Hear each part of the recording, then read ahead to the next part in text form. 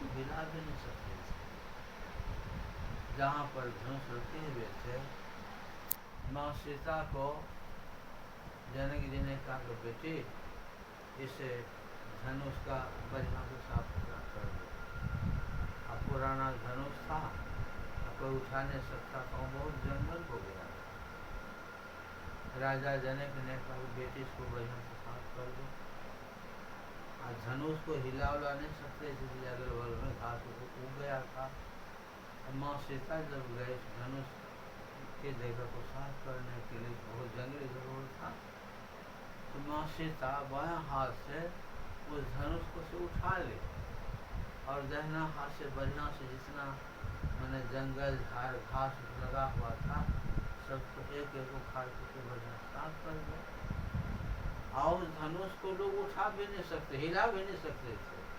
उस धनुष को माँ जान के हाथ से जैसे लकड़ी को नहीं उठाते हैं, वैसे बायां हाथ से उठा लिया और बढ़िया से उसको साफ कर दिया। जनक जी ने देख लिया, वो समझ गई सीता कोई साधारण लड़की नहीं। तब उन्होंने प्रण किया कि जो इस शिव धनुष को तोड़ेगा उसी राजा के साथ, उसी राजकुमार के साथ सीता की शादी होगी। और सीता के संबंध उस धनुष के यज्ञ में बहुत बड़े राक्षस लोग भी आए थे।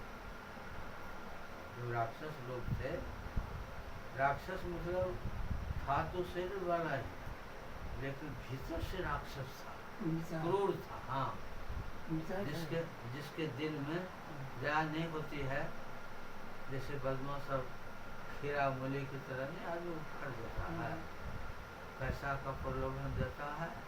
मैं लोग कहता है कि उसको मार दोगे, इतना 1000 रुपया दूंगा, उसको कुछ नहीं देता, खीरा मूली में खा देता है। बड़ा पुरुष स्वभाव का होता है।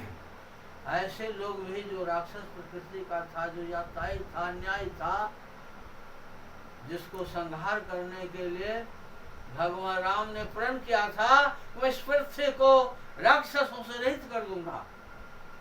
भगवान राम प्रतिज्ञा किए थे।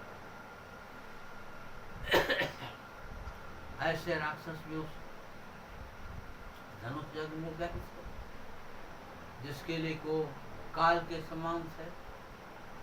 वो भी जो राजा का विष इच्छा मतलब विष भी बना लेते हैं, वह राक्षस लोग भी शिव जी का धनुष तोड़ने के लिए गए थे। अब भगवान राम जब धनुष यज्ञ में अपने गुरु विश्वामित्र के साथ गए उस धनुष यज्ञ में, तो भगवान राम को देख करके जो बड़े बड़े शूरवीर थे,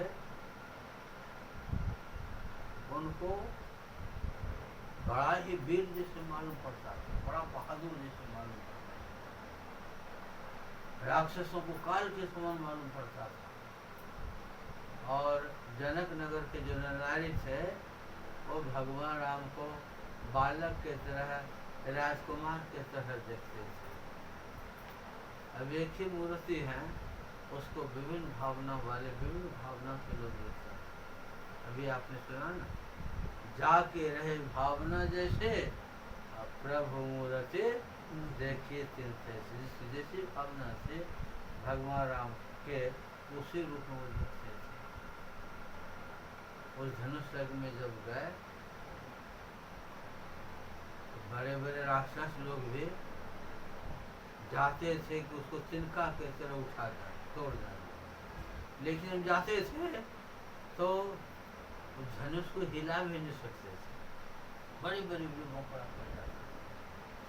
इस तरह से हजारों राजा लोग उस धनुष के पास जाते थे, हिला भी नहीं सकते थे। जब इस तरह से हजारों राजकुमार राजा लोग धनुष को हिला भी नहीं सके, अब तो जनक जी को भय लगने लगा कि अब तो लगता है कि मेरी बेटी कुमारी ही रह जाएगी। अब राजा जनक को बड़ी चिंता हो गई कि अगर मैं जानता अच्छा पृथ्वी वीरों से सुन्न हो गया है तो मैं ऐसी प्रतिज्ञा भी नहीं करता। अब मेरी बेटा कुमारी रह जाएगी। जैसे जनक जी कहते हैं कि मैं अगर जानता कि पृथ्वी वीरों से सुन्न हो गया है तो मैं ऐसी प्रतिज्ञा नहीं करता। जैसे कहा कि यह पृथ्वी वीरों से सुन्न हो गया है, लक्ष्मण जी तो शेषावतार से वे क्रोध में खड़े हो गए और कहते हैं कि राजन मुंह पर लगाम कसिए, क्या पृथ्वी वीरों से सुन्न हो गया है? मुंह पर लगाम कसिए।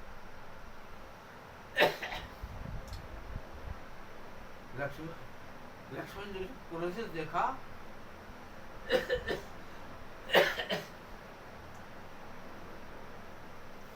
तो विश्वामित्र कहते हैं बैठो बैठो बैठो, उनको कहा मतलब बैठ गए।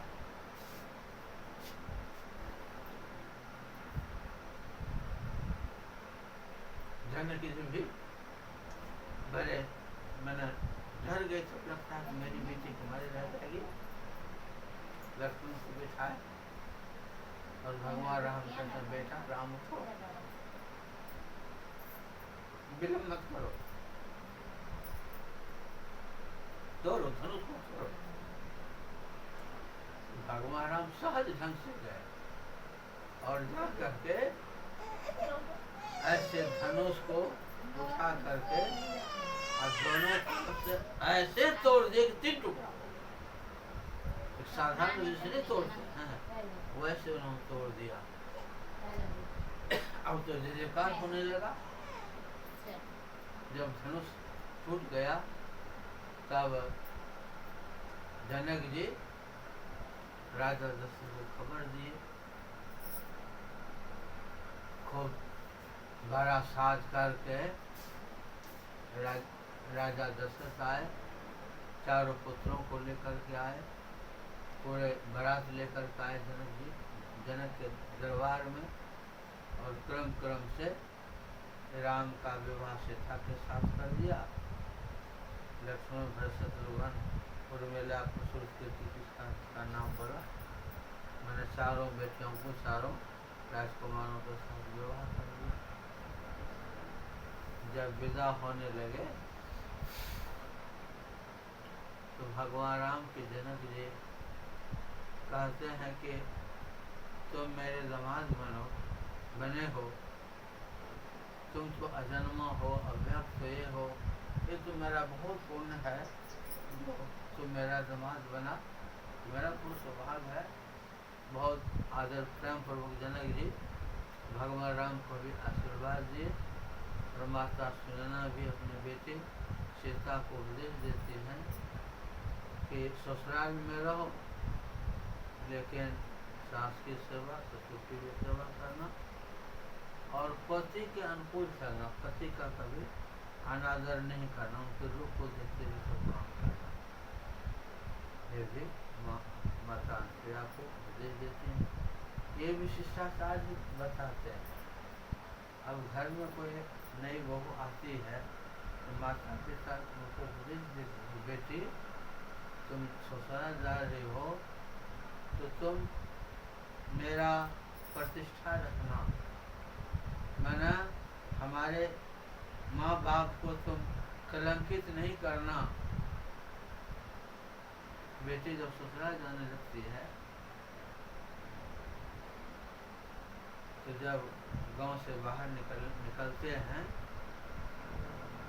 तो बेटी को 1 गिलास पानी पिलाते हैं। तो अपने देहात में एक प्रथा है, भी घर शहर बाजार में है कि नहीं। पानी का मतलब होता है प्रतिष्ठा। पानी पिलाने का अर्थ हुआ कि बेटी माँ बाप की प्रतिष्ठा रखना, उन्हें पानी का लाज रखना, पानी की प्रतिष्ठा।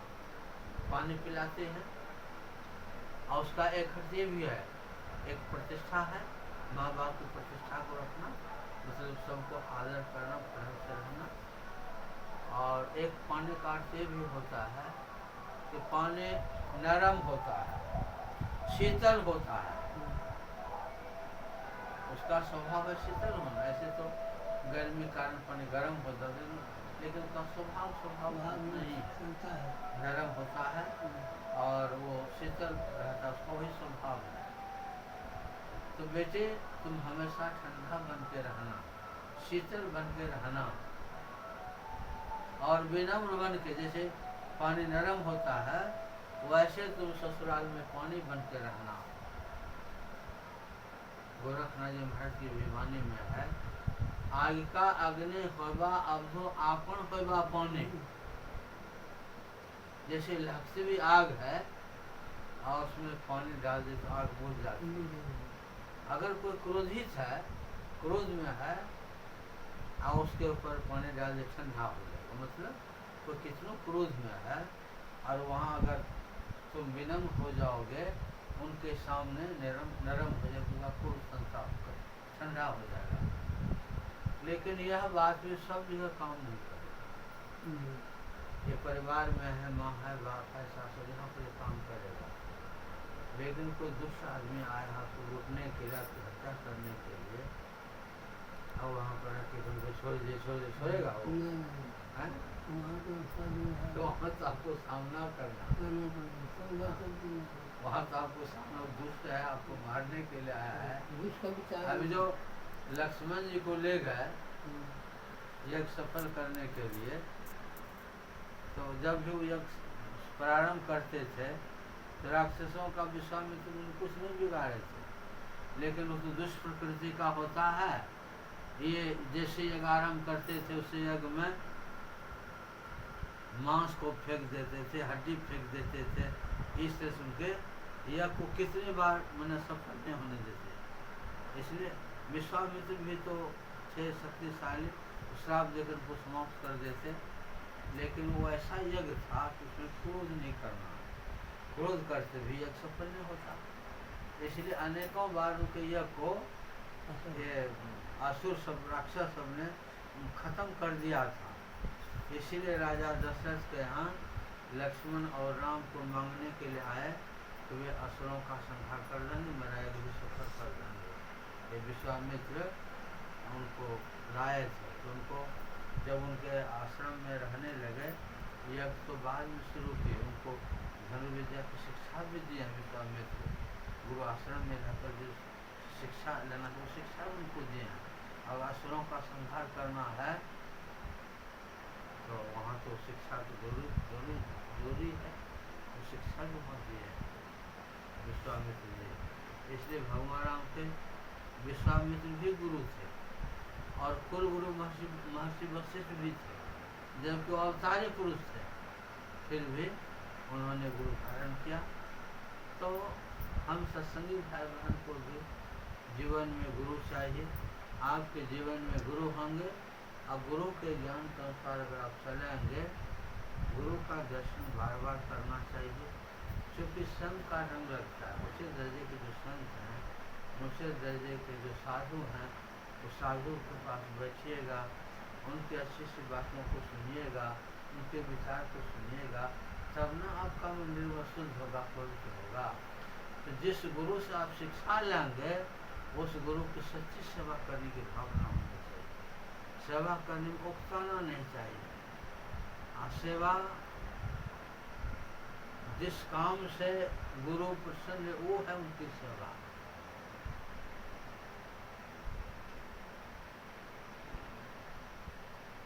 बुरे आदमी को सेवा की जरूरत होती है। बुरा आदमी, किसी घर में बूढ़ा है, उस घर में अगर कोई युवक है, बेटा है, कोई है, बूढ़ा आदमी की सेवा करना चाहिए। उनका जो है शरीर कमजोर हो जाता है और कमजोर हो जाने का मतलब शरीर में जो रक्त का संचार है वो अवरुद्ध हो जाता है।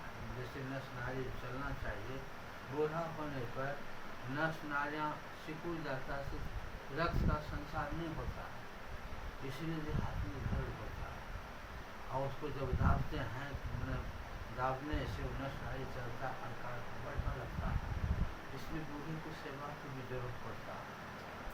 लेकिन घर में बूढ़े हैं फिर भी लोग सेवा नहीं करते हैं, ये शिक्षा तो स्कूलों में आजकल देते ही नहीं है कि माता की सेवा, गुरु की सेवा, पिता की सेवा करो। वहाँ तो पैसा कमाने के लिए शिक्षा, वही शिक्षा देते। ये बड़े लोगों का आदर देना, समान ये सब शिक्षा नहीं देते आजकल मतलब। और यही कारण है कि बच्चे से बच्चा उदन हो जाता है, शिक्षा ग्रहण नहीं करता है, बच्चे से उदन हो जाता है, तो क्या सेवा करेगा? यदि बच्चे से उदन है तो क्या सेवा करेगा? इसलिए गुरु की सेवा अत्यंत जरूरी है, संत की सेवा अत्यंत जरूरी है। इसीलिए गुरु महाराज कहते हैं, गुरु की भक्ति साधु की सेवा बिनु नहीं कसहूँ पायु हो। गुरु की भक्ति करनी, साधु की भी सेवा करनी, बिना इसके बिना आपको आध्यात्म ज्ञान नहीं हो सकता है। इसलिए अभी जो पाठ हुआ वो बड़े को आगे समाज का सम्मान करना चाहिए, ये जरूरी है। अगर आदमी भुजन होगा तो सही शिक्षा ग्रहण नहीं कर सकता है। इसलिए अपने से बड़ों का आदर करना चाहिए, सम्मान करना चाहिए। चाहे अध्यात्म पथ में है या आदि भौतिक में, सब जगह बड़ों की सेवा करनी चाहिए। तो अभी के सत्संग में आप लोगों की सेवा में इतना ही सुनाया। श्री सद्गुरु महाराज की